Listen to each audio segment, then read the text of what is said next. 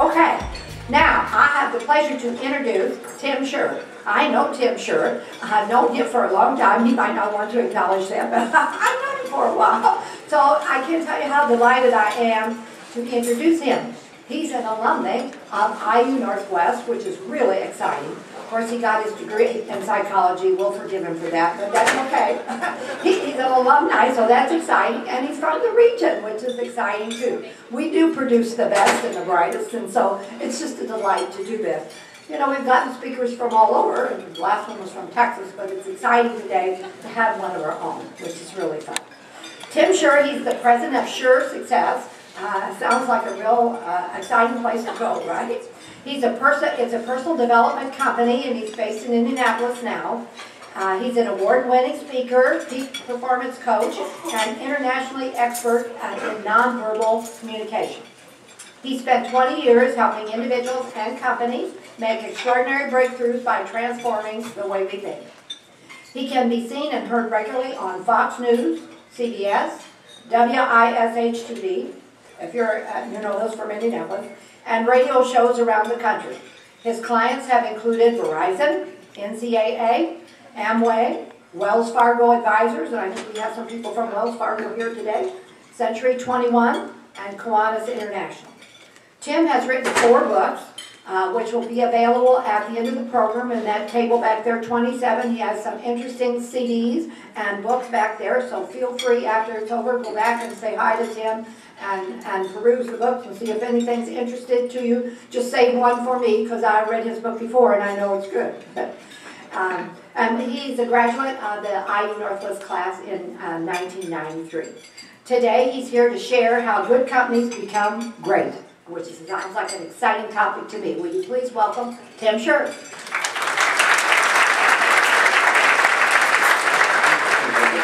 Thank you. All right. Good afternoon. Do me a quick favor. Look over to the person next to you and say, "Wow, you're looking good."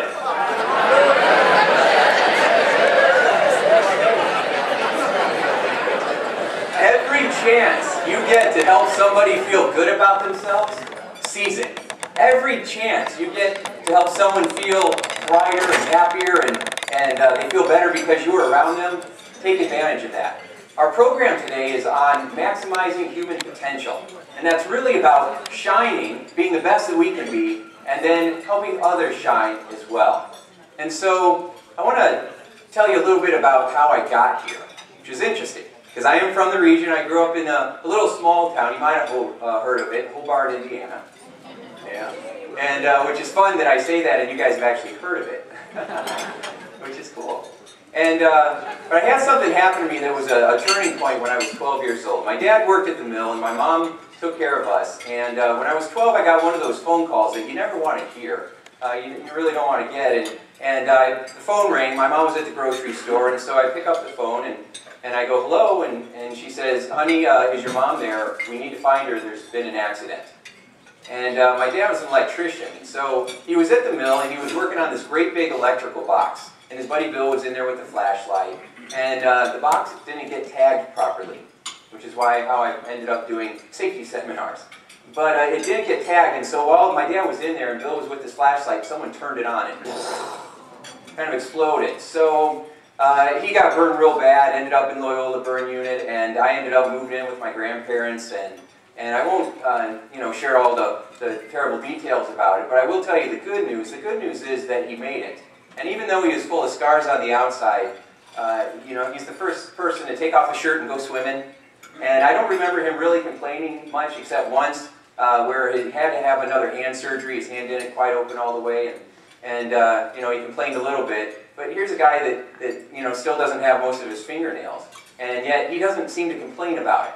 And I remember that when I get stuck in traffic, or I have another deadline, and I remind myself, okay, and I start to shift out of that. But it left me with a lot of scars on the inside. I discovered that instead of playing to win in life, I was playing not to lose. I was waiting for the next bad thing to happen. I was caught up in worry and stress. And I soon discovered that I wasn't the only one. And so I had my first class on psychology in high school. And I thought, wow, this could help me figure things out. So I got hooked on it. And then I went to IUN and continued my studies in psychology. And then I realized that I wanted to find every kind of peak performance tool, strategy there was to help people feel good right now.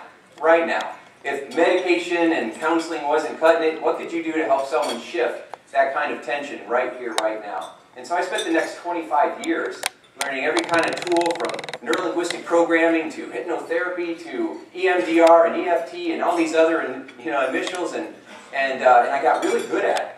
And so I started lecturing around. I had the opportunity to lecture from coast to coast and in Europe, and a lot of my clients were coming in. I had to practice for 10 years in the Twin Towers next door, and people were coming in. They were CEOs, they were sales managers, VPs, and they started saying, hey, can you get my people to pick up the phone? How do you motivate people? How do you get people to live our values?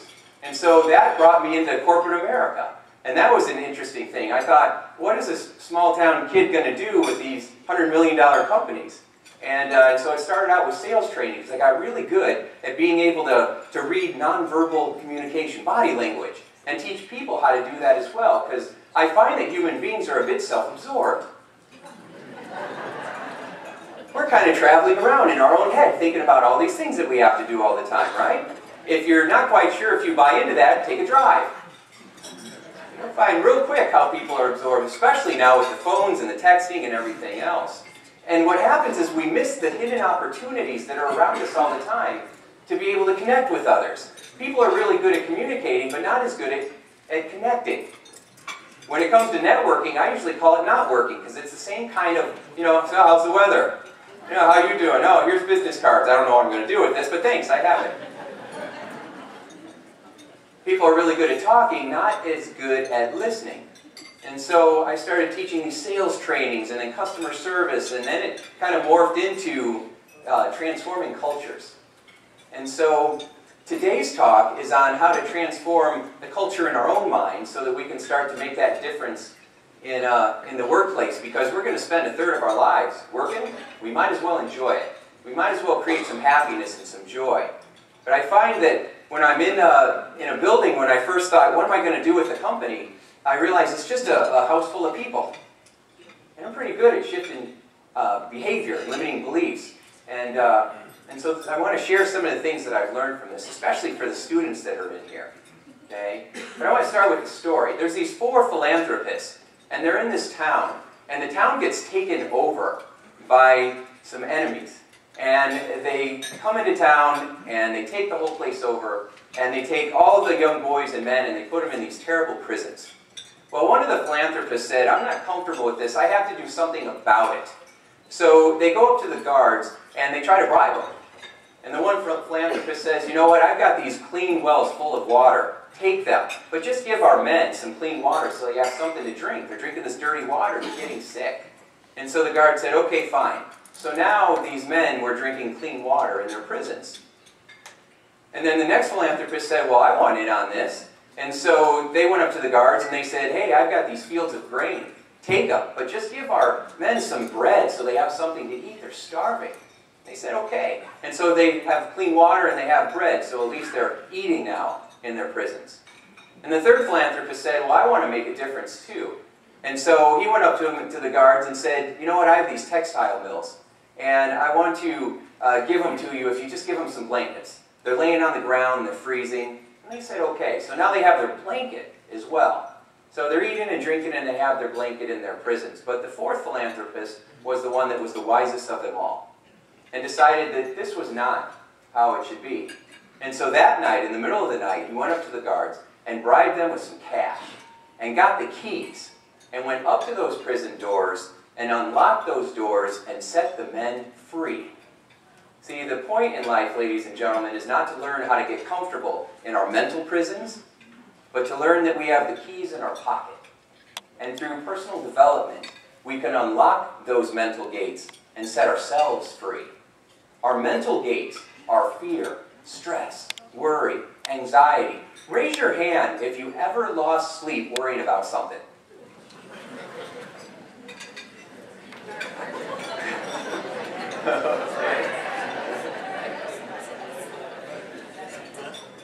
How do we start to shift that? Because stress does not happen out there, although it seems like it. Stress happens in here.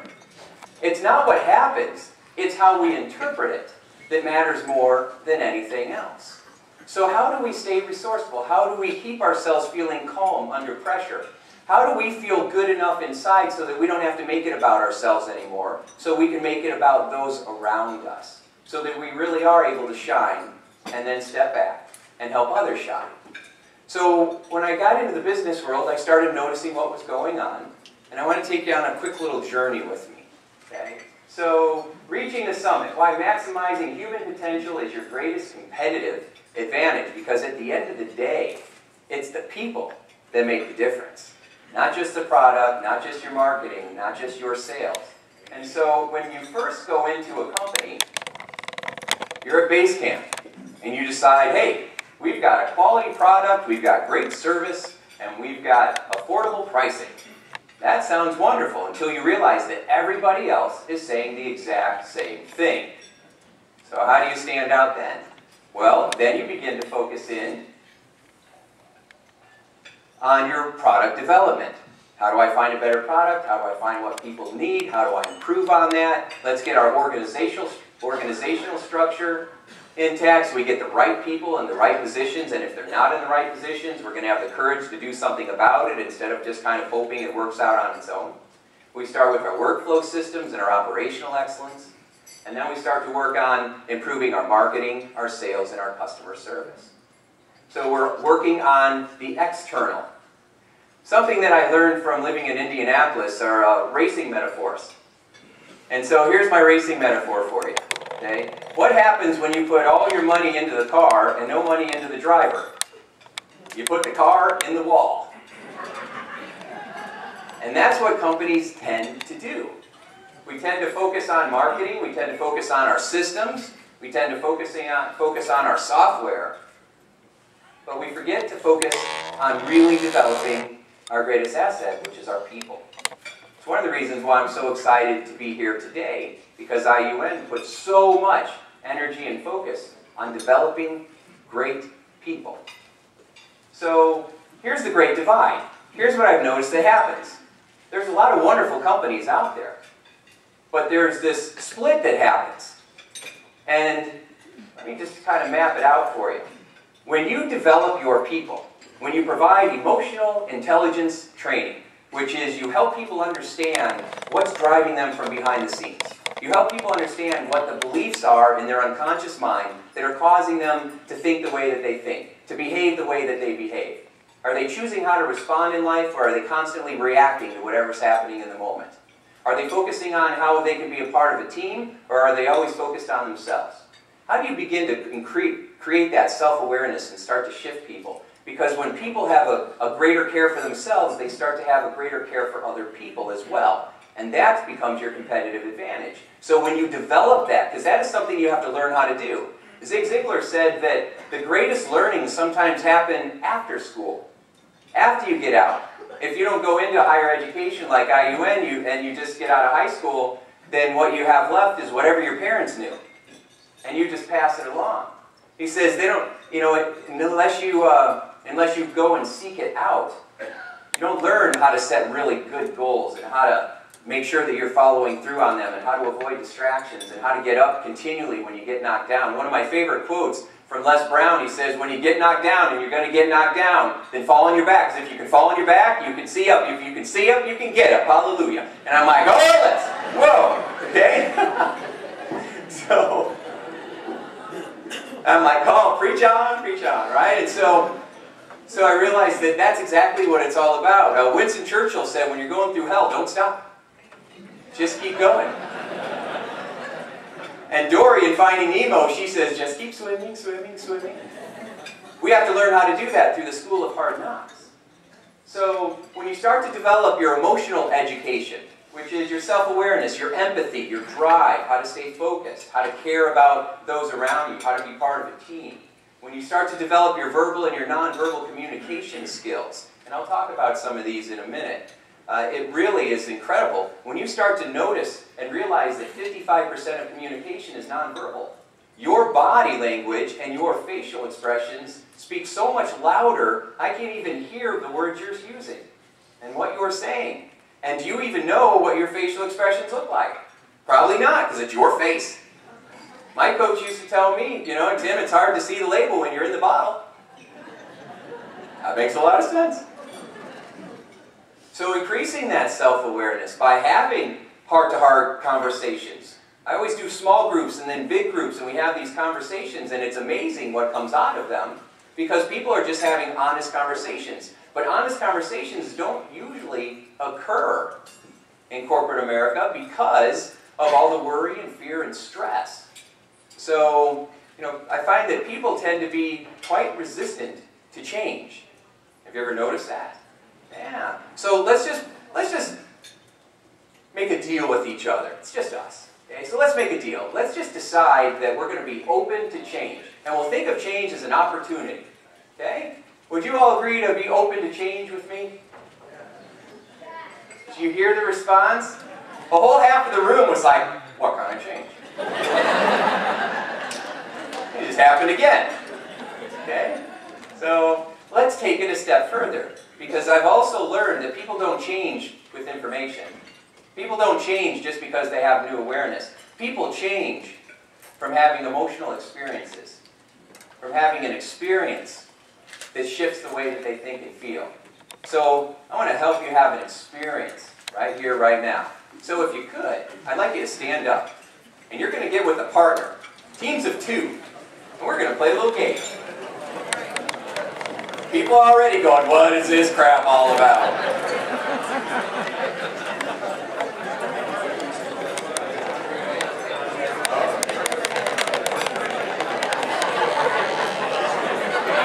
So here are your instructions.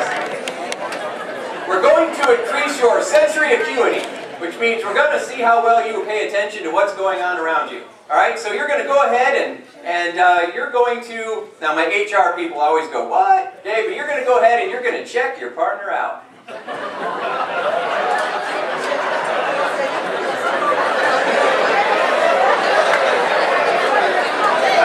very good. All right, that's enough, that's enough. Okay, now I want you to go ahead and turn your back to your partner. Face away from your partner.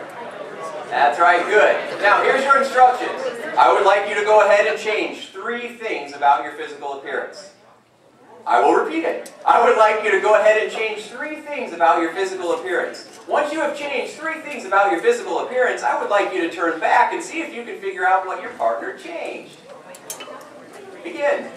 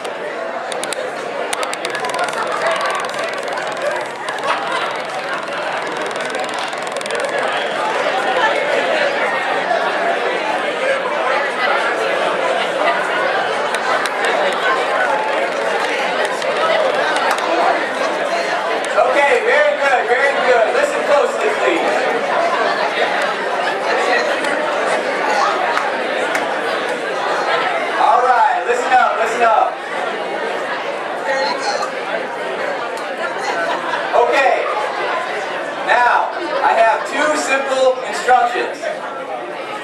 2 simple instructions. I'd like you to do exactly as I asked. Exactly as I asked. Okay, 2 simple instructions. I want you to thank your partner and sit down.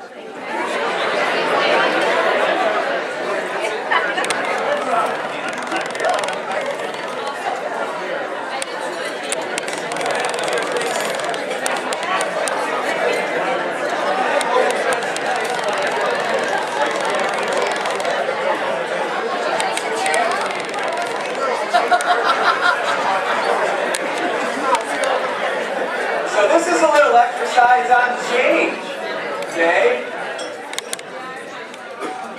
So let's review real quick. Let's review. So we talked about agreeing to be open to change. And change means getting out of our comfort zone. It means recognizing that there's your habits of what you're used to doing. Your breakthrough is going to be right over here. And so sometimes you have to leave that familiar comfort zone to find your next opportunity. So you got to stretch. Lao Tzu once said you got to go out on a limb because that's where the fruit is. Zig Ziglar said that ships are safe in the harbor, but that's not what they're built for. And neither are you. So we go out on a limb. So we're going to agree to be open to change. Then I say, all right, stand up. Good, find a partner. And I hear everybody go, ugh. Okay? Then I say, great, now we're going to go ahead and change 3 things about your physical appearance. And what was your first reaction? That's right. Oh, boy. Then I asked you to change. I had the nerve to ask you to change 3 more things about your physical appearance. And what was the reaction then? What? That's impossible. I don't know what to change. I can't think of anything. And that's often the response that people have under pressure. I can't think of anything. I don't know what to do. It's impossible. Under pressure, our brain gets squeezed and we start to think very narrowly. Now your opportunity might be right here. And if you can learn to get resourceful and open your mind, you'll see resources and breakthroughs and opportunities that have always been here. The word nowhere and now here is the same letters. It's just where you put the space. Okay? Yeah, impossible, if you just underline the first 2 letters, becomes I'm possible. I got a million of those. So we become resistant. Did any of you happen, if you weren't sure what to do, to look around and see what others are doing? We forget to do that. Remember that self-absorption thing I had mentioned? Because under pressure, we put all this pressure on ourselves to figure it out. And it's one of the biggest mistakes that we make as human beings, because look at the talent in this room. Look at the brain power that's in this room. You have made a difference in one way or another for you to be in this room. Imagine what you could do if we really did work together to be able to cause things in this world and in your own world. That's what the networking should really be about. Figuring out what our talents are and helping each other instead of trying to figure out what we can get. Right? They say in B&I, givers gain. So then, something else interesting happens. So I gave you 2 instructions at the very end. Right? Thank your partner and sit down. Cool. So, how many of you then proceeded to put yourself back together the way that you were before you started the exercise? If you did that, raise your hand. And look around. Almost everybody. Right? That is one of the big things that I learned with working with humans. Even when you go through an experience, and even when you tell yourself that you're going to be open to change, you'll go through an experience, and then we go right back to how we were before it started.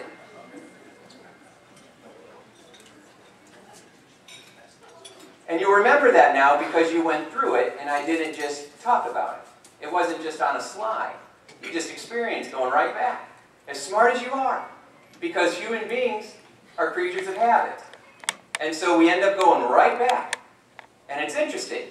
So when you take a rubber band and you stretch it, and you release it, it goes flying across the room, it hits the floor, and it takes on the same shape again. What we have to do is we have to keep stretching ourselves until we hold the new form. And when we hold the new form, we have a new possibility. And that's what emotional intelligence is really about. That's what personal development is really about. It's about stretching ourselves consistently so that we take on that new form. so that we shine brighter. So when we start to look at those things, and we do that with the verbal and nonverbal communication training, we'll do that with active listening. We're really paying attention to what people are saying. We're listening for the meaning behind the words.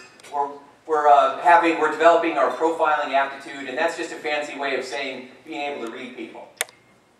Being able to know there's about 4 different personalities. Do you know how to motivate each one? Do you have a strategy for causing any one of those personalities to like you within 90 seconds or less?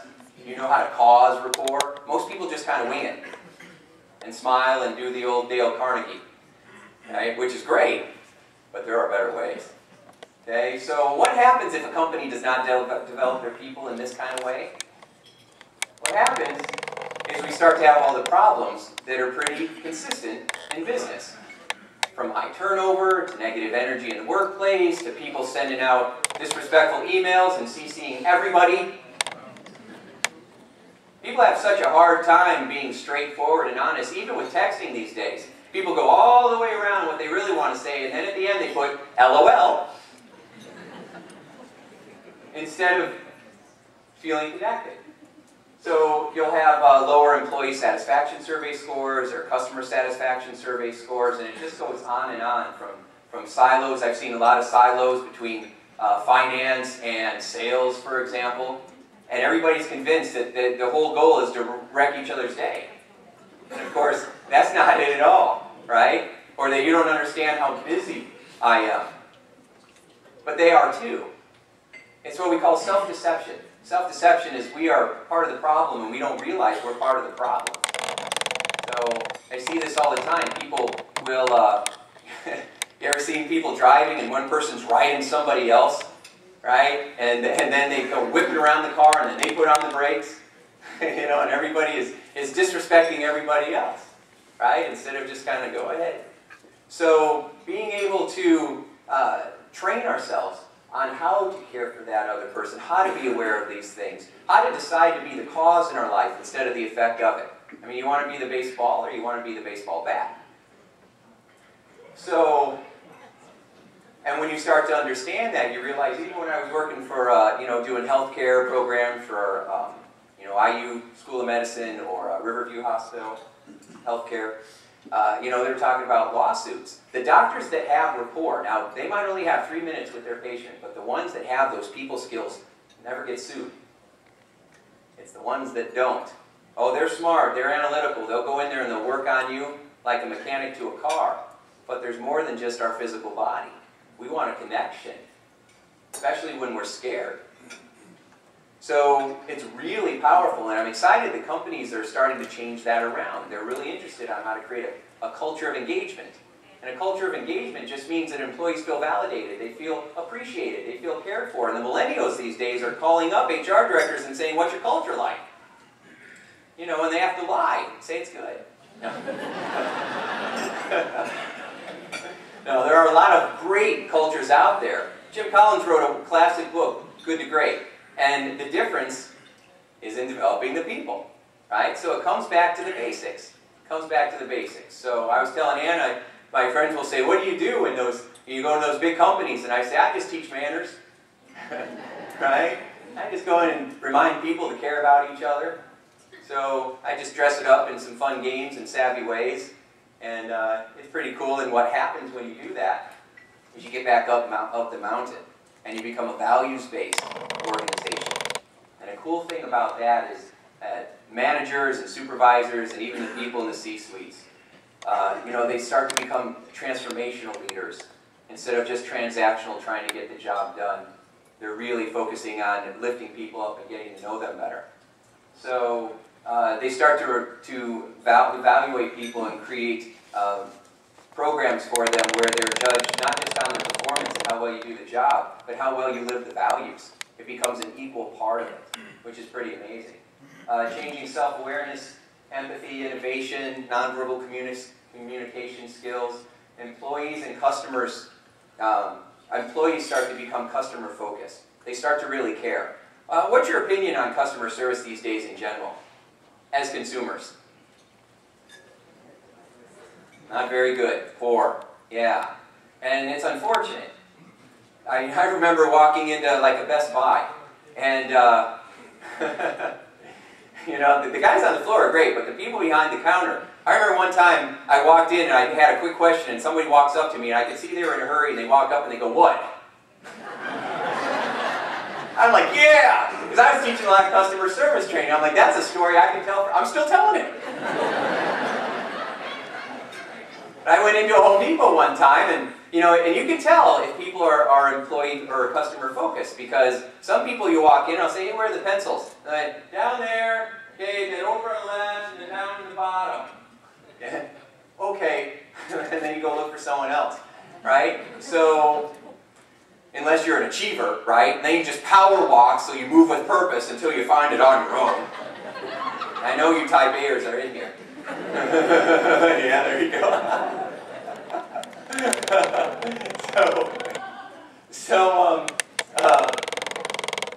But I remember walking into Home Depot, and I said, "Hey, where are the pencils?" And this guy stands up, and he must have been a graduate of IUM, because he stands up. You're welcome. He stands up. He stands up and he says, "Oh, the pencils, my friend. Let me help you find them. So come with me." He said, "How's your day, my friend?" And we're just walking around. I said, "Oh, it's doing pretty good." He's like, "Oh, wonderful. That's wonderful. So what are you going to use these pencils for? We want to make sure you get exactly what you need, or we're not going to spend any money." And I'm like, "Well, all right." You know? And then he took me over to the pencils, and we had this conversation, and he kept calling me his friend, and I swear by the end of it, I was. The words we use are very powerful. Very powerful. You know, the words you use create chemical reactions in the brain. And those chemical reactions lead to what we call feelings and emotions. So the words you use are causing feelings inside of people. And you might not realize it, but you're impacting people all the time, just being around them. So when people leave your presence, do they feel taller or smaller? You have an opportunity all the time to lift others up. And just being reminded of it will make you a lot nicer when you leave here today. Because it becomes top of mind again. Because it's so easy to leave here, and then your phone's ringing, you got texts, you got emails, you got all these things in this little box that reminds you how busy you are. And that's when sometimes we have to take that deep breath in, slow it back down. Take a deep breath in with me. You're going to breathe in through your nose, down to your belly. Take twice as long to breathe out. In this moment of doing that, you just regained your freedom. The freedom to choose how to respond in any moment. Taking a breath and slowing down makes you very resourceful. It puts you back in control again. But most of the time, we forget to breathe. For some people, I just write "breathe" on a Post-it note and put it everywhere, just to remind them. So being able to shift some of these things is really important. And it just makes a big difference in the way that you feel. So it causes people to feel intrinsically motivated. Intrinsic motivation just means people feel appreciated. And when people feel validated and appreciated, they want to give back. It causes reciprocity debt. They want to make a difference. You know, it reminds me of this gentleman named John, and he was working on the railroad, and he was banging on these railroad ties, and he had been at the company for a long time. And they had this boxcar, it was real nice, air-conditioned, and he hears this voice, "John, is that you?" And he's like, "Yeah, Dave, it's me." He's like, "John, come on in here." All his buddies are like, "Isn't that the president of the railroad? How do you know him?" John just like, and he puts the hammer down, goes into the boxcar, disappears for about an hour, comes back out, picks up his hammer, starts hammering away again. And his buddies rush him. And they're like, "Hey, how do you know him? How does he know you?" And he said, "Well, interesting story." He says, 20 years ago, Dave and I joined the railroad at the same time. And they said, "Well, why are you here?" And he's in there. And he says, "Because I showed up for a paycheck, and Dave showed up for a purpose. He showed up to make a difference for the railroad." So when you feel cared for and you show up thinking, how can I contribute? What can I cause? How can I be the cause? One of my favorite quotes is, if you want to see something in the world, be it. If you want to get something, give it. You want more love? Be more loving. You want more friends? Be a friend of more people. And as you do that, and as you remind yourself to take the time, I'll tell you, the most important gift you can give people in the 21st century is your full presence, your full attention. How many times, because you got so much going on, someone comes in and wants to talk to you, and you're like, yeah, what's up? What do you need? Okay. All right. No, I'm listening. When you just stop and give someone your full presence, it's okay. Right? When you just stop and you make eye contact with somebody and you give someone your full presence, it makes a difference. Where'd you go? There you are. You had the same reaction I had at a Starbucks one time. There was a line and everybody's busy in a Starbucks because they're trying to get somewhere, right? And so there was a guy behind the counter and he was passing out these lattes and I just paused and I looked him right in the eye and I said, hey, thanks so much. I appreciate what you're doing. You know, you're doing a great job for everybody. And he literally went like this. Because you just don't know how many times a day do you get stopped by someone who takes the time to validate you and appreciate you. Does that happen a lot? Do you get stopped a lot where people are going, you're so wonderful, I just really appreciate you? Does that happen all the time? Has it become a nuisance? Yeah. Everywhere I go, it doesn't matter where. People are like, yeah, no, that usually doesn't happen. And then if we're not given it, we usually aren't, if we're not getting it, we forget to give it as well. Or we get resentful because we feel like we're always giving, and we're not getting it back. And it's one of the challenges that I found when we're little. We try to just figure out what our role is in the family. And then we figure out what that role is, and we figure out how to communicate that role. And then we get taller, and then we go into work, and we recreate the same dynamics. We just create different families. So Virginia Satir was a very famous family and marriage therapist. Really, you could sit down with her, she'd start asking you questions, and all of a sudden it would seem like your big problems got really tiny. And so she said that there's 5 ways that we learn to communicate when we're little. And 4 of them are dysfunctional. And then 1 is the way that we want to try to get to. And so instead of sharing them with you, guess what we're going to do? We're going to act them out. If you could please stand up. You'll be good at this, trust me.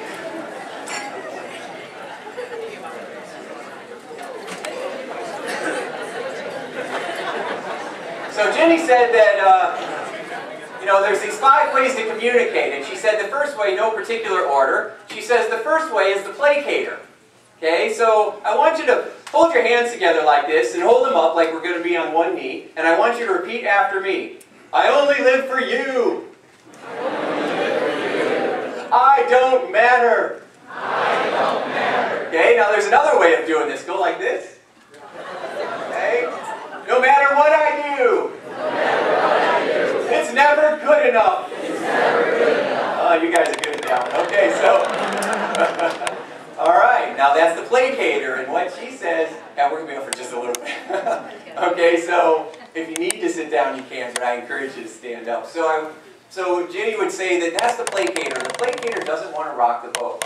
Wants to make sure that everybody else is okay except themselves, right? So they end up hurt or passive aggressive. So another way of a placater will be, go ahead and repeat after me, everything's fine. Yeah, when you know it's not. Okay? So the placater is always just trying to make sure everybody else is okay, but ends up having hurt feelings. The second type of communication is what we call the blamer.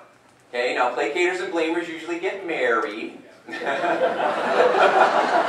Alright?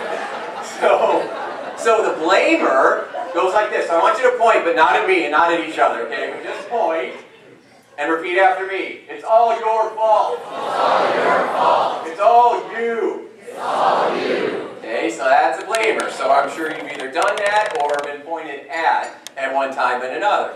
So it all comes back to insecurity. Human beings have that little small seed of insecurity. We're just hoping that we're enough, that we're good enough.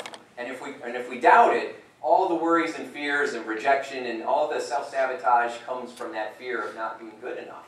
And so the blamer wants to make sure that it's everybody else because they're in the must be seen as box. Right? I must be seen as responsible or in charge or the smart one or whatever role they picked up when they were younger. So that's the blamer. The third one is called the distractor, which more and more people are getting good at these days. So the distractor is trying to go in 20 different directions at once. Looks like this. Okay? So let's go ahead and try it. Let's see what you look like. Go! Hey, Yeah, you got it. I like it.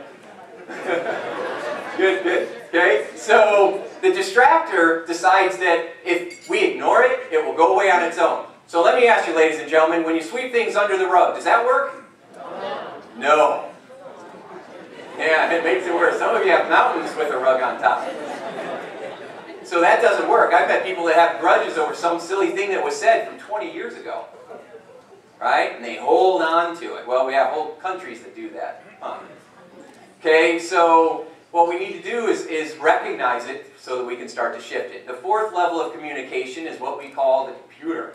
Okay? So the computer, what happens is the computer disappears into the left side of their brain and does not come out. So I want you to go like this and repeat after me. Just the facts, just the facts. None of that touchy-feely crap. Okay?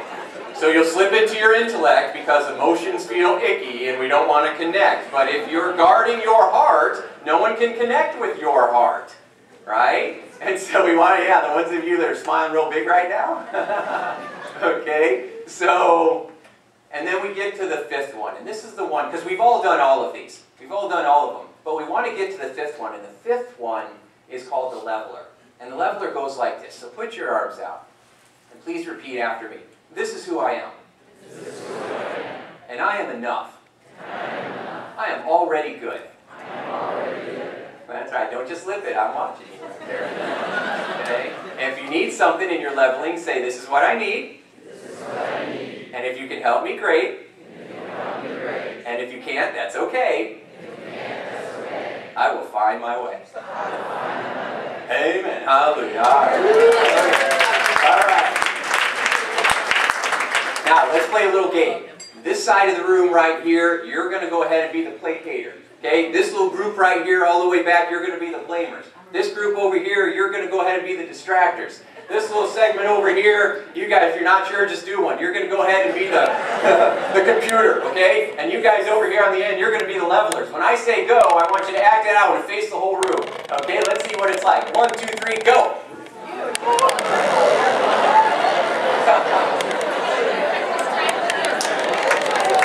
Ladies and gentlemen, welcome to corporate America. Give yourself a round of applause and have a seat.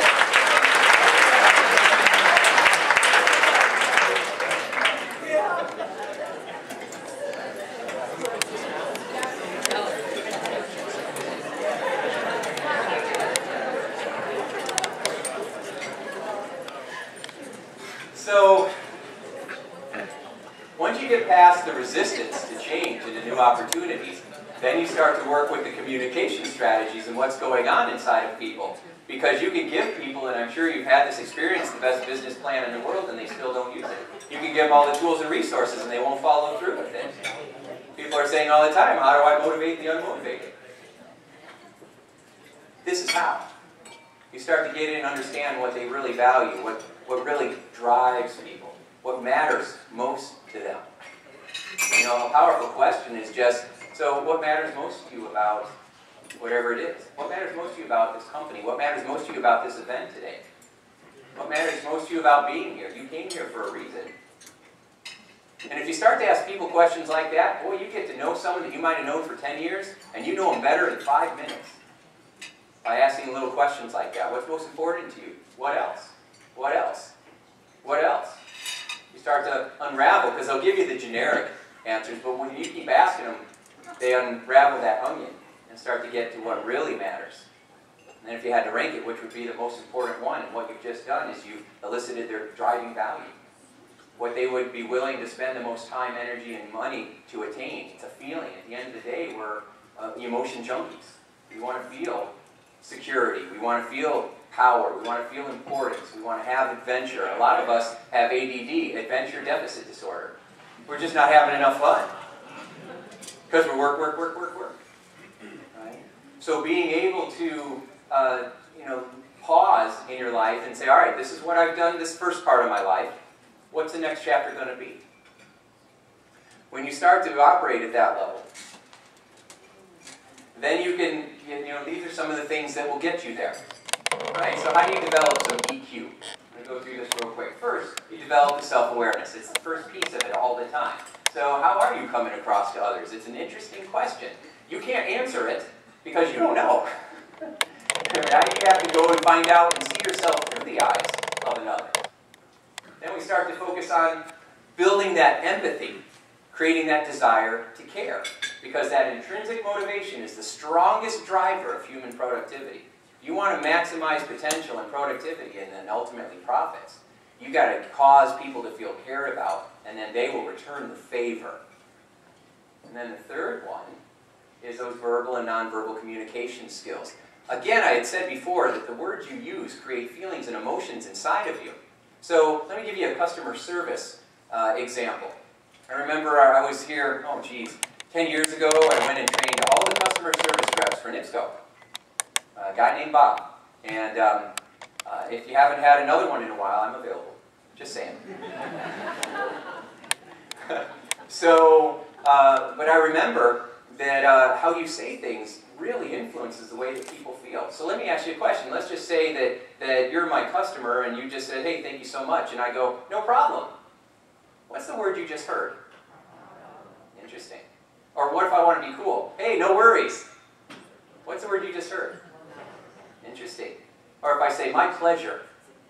What did you just hear? Now, what's the last feeling you want your customer to associate with you when they're walking away? Problems, worries, or pleasure? Interesting. So the next time no problem falls out of your face, I want you to go, my pleasure. Okay? A simple little twist on the words that we use. I'll go to companies and I'll say, we'll do a relaxation program, and I'm saying, you feeling better? And they're like, yeah, we're a lot less stressed. Now, you could say less stress all day long, and you're going to feel stressed. Why? Because it's the word you hear. Instead of, I feel more calm, more relaxed, more at ease. People are so focused on what they're trying to get away from that we focus more on avoiding pain than going after pleasure. Remember, your mind is very much like a GPS system. You've got to plug in the coordinates for where you want to go, and then your mind will help you go there. But what we do instead is we type in all the places we don't want to end up, hoping somehow by default we arrive. That doesn't make any sense at all. But people tend to focus more on what they're afraid of than what they want. If you could just start to shift that and think of your mind as a GPS, you just ask yourself, you take the first breath in, because that gets you more resourceful. You got to slow down. Anxiety cannot exist in slow motion. You have to speed up to feel anxious. And the speeding up might just be in your head. You have to use your breathing, change your physiology. It will calm you down. It will slow you down. Once you get more resourceful physically, then you can ask yourself a better question. What's the outcome that I want? How do I want this to end up? What feeling do I want to experience? And what could I do to cause that feeling? What feelings do I want to cause in my customers, in my employees? And how do I move towards that? How do I cause those feelings in them? And that gives you power, because now you're living with intention. I call it mindfulness at work. And it gives you a feeling of control, which is one thing when we speed up we feel that we're out of. So it allows you to feel more resourceful and in control again. It really is how we look at things more than anything else. So I want to leave you with one more quick little story, and then I'll open it up for any questions you might have. Oh, I forgot about this. This is real quick. Sometimes people will say, well, do you have any metrics on this stuff? Do you have any hard numbers? So there's a company in Indianapolis that I've been working with for the last couple of years, teaching the emotional mastery part of it. Now, they were a successful company before I met them. But they're in-house. On paper, they were very successful, but inside there was a lot of stress, a lot of tension. So there was a question on their employee satisfaction survey, and there was many of them. I just took one. Management considers employees when making decisions. 46%. They said, yeah, that's very low. 46% of the company said, yeah, they don't consider us. They don't trust their leaders. We don't trust them. I don't think they care about us. The national average is 60%, which I think is low. But when we talk about customer service, and everybody goes, ugh, that's not really a surprise, is it? So then we started doing this emotional intelligence training. We made leaders transactional, or transformational instead of just transactional. And what happened is they started really caring about people. And in the last 3 years, that score went up to 96%. That was the last one. They did the survey in January. We got it back in April. 50% increase. That's substantial in any statistics class, right? And that is simply a result of applying the things that we've been talking about today. That also produced millions of extra dollars. They've been growing at a rate of 9% annually when the national average is 3%. That's the competitive advantage. It's not some new marketing system. It's not some new software or technology. It's developing the human technology inside of us. So what I always like to remind people, if you want to see a change in the world, be a change in the world. I'm going to quote Michael Jackson. Start with the man or woman in the mirror. Right? Always start there, because that's where your greatest breakthrough is. You have the ability to look at any situation any way you want. I've worked with people who have been through the worst things you can imagine, and I have seen amazing breakthroughs with the meaning that they gave it and how they used it to build their life. When I'm out, I'm not in the Midwest, I like to use farming metaphors. You know, and I say that a lot of my farming friends and family, you know, they always told me that, you know, things grew better in manure. So you can't get away from the manure in your life, so you might as well use it to grow your future. Thank you very much. Yeah.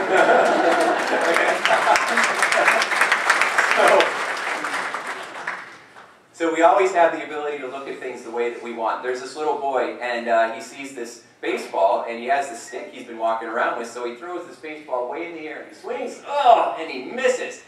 Whew. So he picks that ball up again, he throws that ball even higher, he swings, whoa, and he misses again. It's like, oh. He picks that ball up one more time, he steadies. He throws that ball way up in the air, he's waiting, he's got his eye on it, he swings, whoa, totally misses it again. And then he stops, and he thinks, and he goes, wow, what a pitcher. Okay? We have the ability to look at any situation in a way that empowers us. And that's my message for you today. So, do you have any questions? Anything that you'd like to ask about human behavior? Anything I've talked about up here? I'd love to answer any questions you might have. I would strongly recommend you ask now because I'm not charging you by the hour. Any questions, thoughts, comments? Now I told Anna there and Jeannie there was going to be a couple questions, so somebody asked something. What did you learn from this? What's the thing that you learned more than anything else? Okay, what's the thing you learned more than anything else from today? What's one thing that you learned that you'll take away? Slow down. That's right. Use more positive language. Pay attention to the words you're using. Excellent. Breathe. Open to change. Things go better in manure. Yeah. That's right. It starts with you. Success is in the people. These are powerful messages. Okay, one more. Yes. Respect one another, and that starts by respecting ourselves. So if you catch yourself being a bully, you got to shift that and love that little boy or girl inside. Because if you're not doing it, no one else will either. Yeah. How do you help blamers with self-awareness? How do you help blamers with self-awareness? Let me answer that second, okay? Because we had a question over here. So, yes, sir. So why did you move to Indianapolis from the garden capital of America, Hobart, and the region? Because you can't be a star in your own backyard. Work brought me there, actually. Yeah, so I was doing a lot of trainings and people kept coming from Indy, so I thought maybe I should go there. And ended up staying. Yeah, good question, thank you. But I'm glad to be back. Yeah. Now, how do you bring awareness to a blamer? The first thing you do when someone's blaming is instead of trying to get them to stop blaming, find some way to help them feel appreciated and validated. Because that takes the pressure off, and then they don't have to be so blaming. Because all they're trying to do is protect their ego. So if you can find a way to get on their side and validate a point that they have, you might not even have to agree. You can not just respect the person. You might not respect the behavior, but find a way to respect the person. It creates stronger rapport. And when they feel appreciated, because what we do is we dig in deep and we try to be right instead of being happy. Dr. Phil said that. You know, you want to be right or you want to be happy, and you know what people pick more than most. And so it's a mistake, because the goal is to be happy, and that makes you right more of the time. Because if you have to be right all the time, you walk around making everybody else wrong, and that's not going to get you to the promised land. Amen? Amen. All right, very good. Does that help? Absolutely. All right, yes? Could you say a little more about creating reciprocity debt? Yes. Yeah. Okay, all right, Matt. So the way you create reciprocity debt is you keep helping people without any strings attached. You keep doing things that help them feel appreciated. You keep doing things that help them out. You keep doing things that help people feel cared for. And then you're doing so many nice things, they feel like maybe they owe you something, they want to give it back. So I remember there was a friend of mine in Valparaiso, and I kept helping him with different things, and I helped his team, and I was really helping him to grow in the company, which he has. But I kept doing him favors. And I said, I'm going to give you this audio program, and I want you to use it with your team. And he said, this is great. And he says, I'm going to pay you. I'm like, no, you don't have to. And he says, no. And so I get an email, and it was supposed to go to his wife, and he accidentally sent it to me. And it says, remind me to get a check. This Tim Shurr keeps doing all these things. I got to pay this guy. And I thought, okay. So, but that's not the goal. The goal isn't to do it with strings attached because people can tell. They can feel it. It's an energy thing. If you're doing it because you're making a deposit into your emotional account or you're making it into your wealth account, the more you care for others, the more you're going to get it back. Now, the secret is to remind yourself that you might not get it back from that person. And that's okay. You'll get it back from those around you. Does that help? Yeah. You're welcome. My pleasure. Yeah, I got time for one more. That's a wrap. Thank you very much.